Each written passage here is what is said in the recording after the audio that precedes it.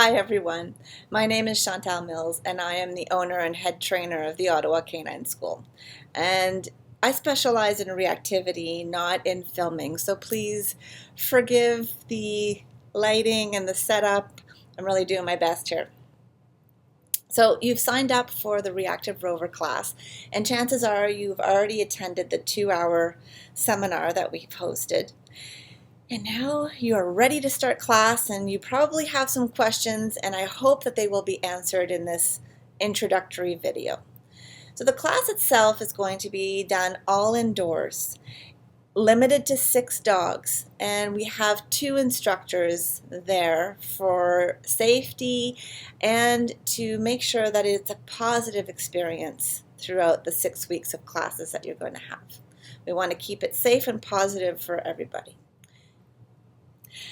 I'm in Tampa right now at the Pet Professional Conference, and I think I've attended about 5 conferences just on reactivity, reactive behaviors, running a reactive rover class, and all of that combined with the experience from all of the trainers at the school, our personal experience, the webinars, the training, the reading we've done, all of that combined is what we're really excited to share with you, and so that you can benefit from all of that, and you too can start seeing the changes. And oh my goodness, once you see that light bulb go off with your dog, it's encouraging and very exciting. So we wish that for you. And as I said, it means a commitment from your part to invest in the time and the energy and the homework that it's going to take between classes and after the 6-week classes are done to continue working with your dog. Enjoy the rest of the video, which will cover the equipment that you'll need, the arrival and departure procedures, as well as what you'll need to bring to class. We'll see you soon. Okay, so let's talk equipment. All right, I promise you it won't be too scary. Now, you may already have attended the 2-hour seminar that is a prerequisite for the group classes. And if so, you've heard us discuss why the prong collar and the choke collar are not tools that we use in this class. So you'll need appropriate equipment. You can use the martingale collar, which is shown in the picture here. You could also use a body harness like the no-pull harness. There are many out there in the market, and if you have any questions as to whether the tool you have is appropriate, please feel free to email or call us with those questions. You could also use a head halter, also known as a halty or gentle leader.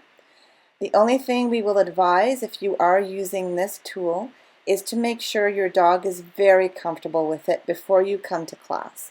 This is not the kind of tool that you put on your dog moments before you bring him into class. Typically, it can take about 2 weeks for a dog to become comfortable with a head halter. We do have great resources to teach your dog to become comfortable with the head halter, so if you would like a resource or some help with that, please reach out to us. We'd be happy to help you. And let's not forget the leash. So you'll need a regular 6-foot leash. Nylon flat works best. If you prefer leather, you can do that as well.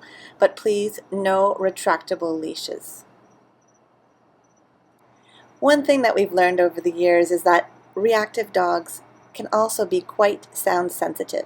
So we ask that you remove any of the jingly bits on your dog's collar and leash. So if you have a dog collar or dog tag that jingles, please remove it or tape it down. We're going to ask you to bring in a small dog bed or mat, something easy enough to carry into class, but something that the dog has a history of sleeping on and really enjoys. It's going to be a cozy spot. And let's not forget the training reinforcements. So forget the kibble, forget the boring stuff. We're going for high value, the cheese, the liver, the steak, tuna fudge. There's a recipe out there. You can Google it.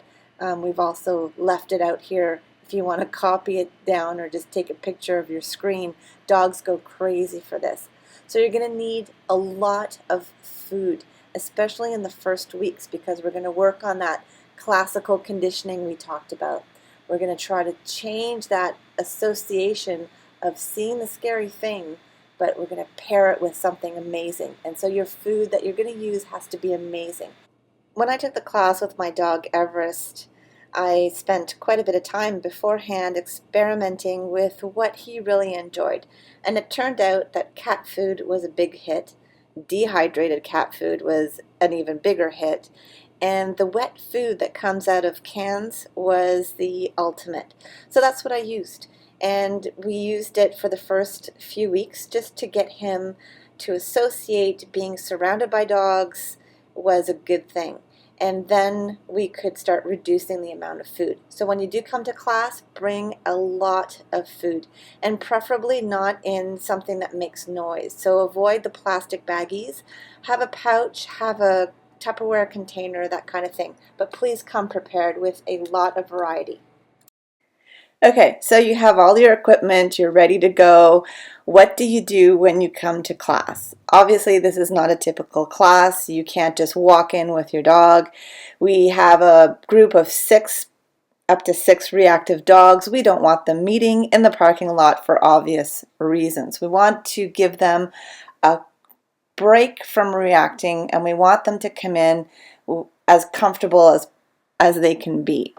So this means that you will arrive and not park next to another car. So there's plenty of room in the parking lot, and pick a spot that is not next to another car. That will allow the dogs to have some space between one another.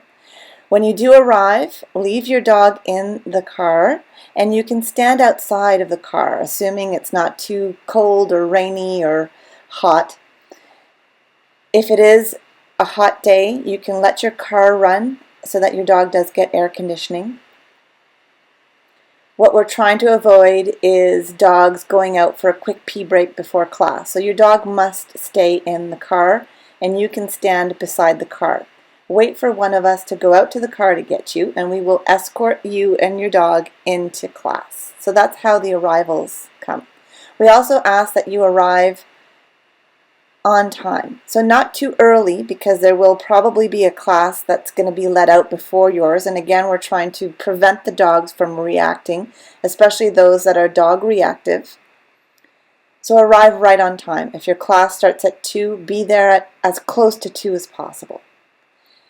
If you're late, this might be a problem, because we're going to get all the dogs in, and a late arrival can be very disruptive to a Reactive Rover class. So we ask that you come to the class on time. Now, when it comes to departures, we'll do the reverse. We'll escort you back to the door. Some of you may be escorted right back to your car. And then we ask that you leave the premises immediately. You're not being kicked out.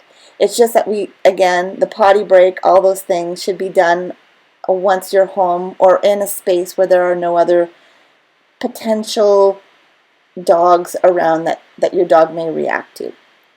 Now, as for the class itself, once your dog is inside, I'm sure you're curious how it works with 6 reactive dogs in the same classroom together. And believe me, it works quite well, because every dog is in their own independent learning center. But that's how we like to call it. Basically, your dog is in its own pod. And throughout the course of the 6 weeks of training, your dog will have an opportunity to come out and be uncomfortable, not uncomfortable to the point of reacting, but be uncomfortable, and then come back and relax. And then we do it again. And every time the dog is able to tolerate more and more, and learns skills, and you learn handling skills as well. So that, in a nutshell, is how the class works. We don't want the dogs to be in a situation where they're practicing the unwanted behavior, but we do want them to get out of their comfort zone just enough, but out of their comfort zone where they're still able to learn and process information, and then have a safe place where they can recover. This recovery is really, really important. I'd like to just take a moment here to thank you for registering your dog in this Reactive Rover class. We really believe in what we're doing here at the Ottawa Canine School. We know that we're following science-based up to the latest, most modern techniques. And as I mentioned earlier, very, very excited to share all of that with you. And we've seen some pretty amazing transformations in some of our dogs' clients. Some dogs that were terrified and now have much more confidence. Others that were extremely reactive that have a lot more self-control. And the transformation has not only been in the dogs, but also in the people, because they understand their dogs better. And that is really one of the key things that starts changing the relationship and the dynamic that you have with your dog. Once in a while in class, we see this, I don't really quite want to call it a blueprint for learning, but we see this increase in wanted behaviors, and the dog is doing very, very, very well. And then I suppose you could call it a regression or a step back. And that usually precedes a huge burst of progress.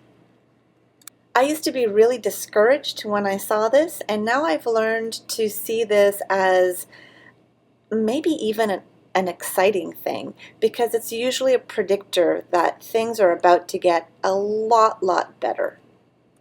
However, it's still important to look back, and let's say you're at week 5 or week 6, and to be able to look back and say, yeah, I can see that there's been progress.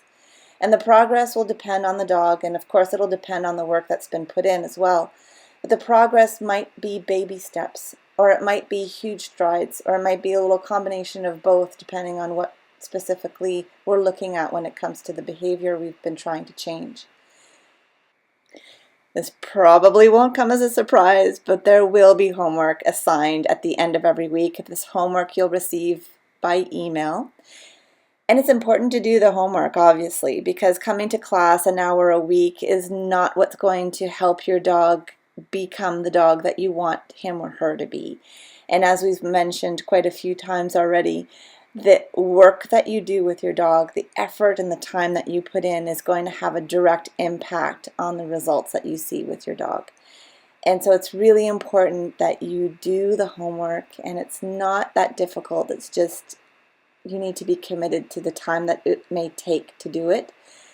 And it's so important to keep up with it, because the homework does build every week. And the homework that's given between the class is also going to have an impact on what we'll be able to do with your dog when he is or she is in the class. Because, as I mentioned, we're going to make your dog more uncomfortable and take him out of his pod. But if the basics haven't been practiced at home, it's going to be difficult to get as much out of him in the class as well. So the homework is crucial. I think you understand that. And you'll receive it by email. We look forward to seeing you in class, and in the meantime, if you have any questions, please don't hesitate.